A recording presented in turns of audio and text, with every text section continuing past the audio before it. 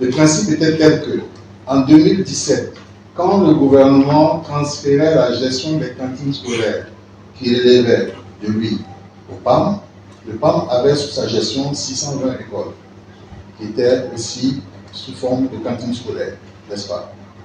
Et depuis ce jour, ce processus que nous sommes en train de connaître était prévu. Il était prévu que le PAM assure la mise en œuvre des cantines scolaires, qui sont de l'alimentation scolaire, et qu'on établisse, on élabore un modèle national d'alimentation scolaire, de concert avec le gouvernement, que le gouvernement mette en place une structure nationale qui va travailler avec le PAM, de sorte à ce que, à un moment donné, lorsque le modèle national est bien implanté et que la structure nationale est bien à les capacités renforcées, que le PAM transfère le programme à cette structure nationale. Donc, depuis le jour de la naissance, il était prévu qu'il y ait un baptême qui ait lieu et que l'enfant aussi prenne son autonomie à partir de 18 ans. Et nous sommes dans cette dynamique. Maintenant, comment on l'appelle? Transfert des frais, chacun pourrait donner le nom. C'est ce qui était prévu depuis le jour de la naissance. Je dirais même depuis la gestation. Ouais. C'est ce qui était prévu. Et nous sommes dans cette dynamique. Seulement, il y a des précisions à apporter pour aider l'équivoque à votre niveau, vous qui êtes les communicateurs. Il se trouve que depuis des années, nous attendons du gouvernement la mise en place de la structure qui devait travailler avec le PAM pour reprendre l'activité. Ça n'a pas été fait. Et les différentes évaluations extrêmes qu'on a connues ont aussi manqué ça comme recommandation. Je vous dis qu'il faut que vous travaillez, vous essayez de pousser le gouvernement à mettre en place cette structure. Donc ces recommandations même venaient des collègues du bureau régional ou du PAM ou du siège du PAM pour nous dire qu'il faut que pousser le gouvernement à mettre en place cette structure. Ça veut dire que nous-mêmes nous sommes dans la dynamique de mettre en place un cadre approprié pour faire les transferts. Ce n'est pas nouveau. Et l'évaluation du PNACI, la dernière évaluation du PNACI qui a été faite, si vous allez dans les recommandations, il y a une recommandation qui dit qu'il faut qu'il y ait la mise en place de cette structure. Donc ça a pris des années pour se faire. Et maintenant que le gouvernement a mis en place la structure, en termes de statut adopté, en termes de décret adopté, mais pas encore en termes de personnel, parce que ça n'existe pas en termes de personnalité morale, oui, mais physique, non. Les agents ne sont pas encore recrutés. À partir du moment où le gouvernement a mis en place cette agence nationale d'alimentation et de nutrition, dont les statuts ont été adoptés, et les travaux ont commencé depuis, et je crois que c'est en juillet que ça a commencé à se formaliser. Quand eux ils ont fini, maintenant ils veulent que le processus soit accéléré. C'est tout.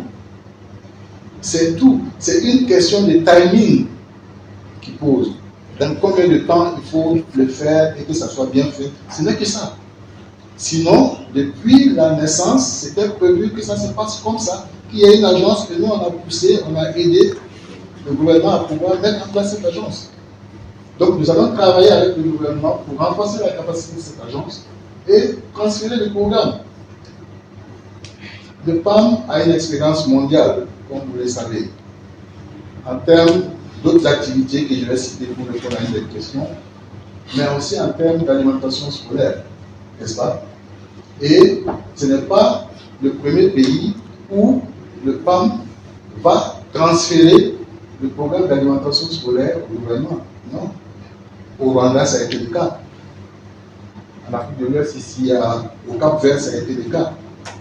Maintenant, il faut qu'on travaille que ce soit un processus bien élaboré, consensuel, et que ce soit fait de façon à ce que le gouvernement puisse avoir la capacité de le dérouler comme il se doit, comme on le souhaiterait. C'est tout simplement ça.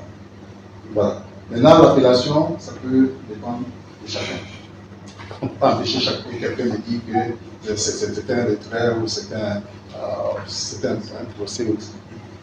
En tout cas, jusqu'au moment où je suis en train de parler, on n'a pas eu de reproches vis-à-vis du gouvernement. De toute façon, vous avez écouté les discours.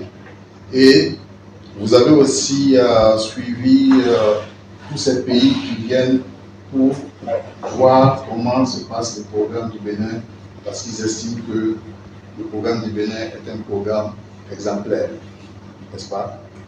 D'où il peut tirer. Je crois que nous avons repoussé certaines demandes parce que nous avions la pression de plusieurs pays qui devaient venir pour pouvoir suivre.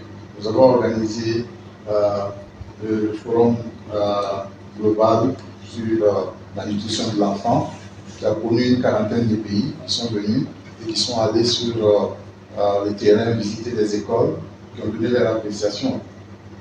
Aujourd'hui, je vous parle, le Bénin est actuellement à Paris pour représenter le pays dans la coalition pour l'alimentation scolaire, avec à sa tête le ministre des enseignements maternels et primaires.